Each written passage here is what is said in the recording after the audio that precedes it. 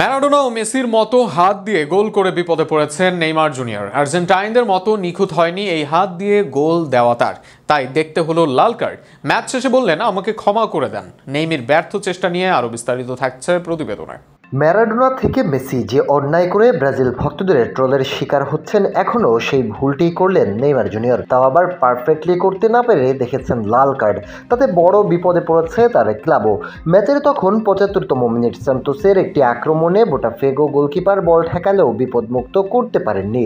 উল্টো বল গিয়ে পড়ে ছুটে আসতে থাকা নেইমারের সামনে, তার শরীরে লেগে বল চলে যায় শুয়ে থাকা গোলকিপারের ওপর দিয়ে।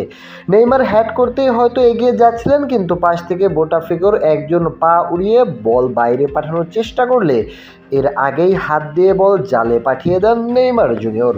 সান্তোসের দর্শকদের মনে উল্লাস, তারা জেগেছিল এবং ভেবেছিল হয়েছে গোল। তবে বোটাফেগোর ফুটবলার প্রবল প্রতিবাদে ঘিরে ধরেন রেফারিকে।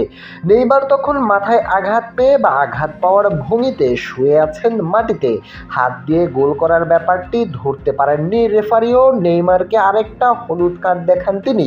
৩৩ বছর বয়সী তারকা ছুটে এসে রেফারিকে নানা কিছু বলতে থাকেন। তাতে কি আর লাভ হয়?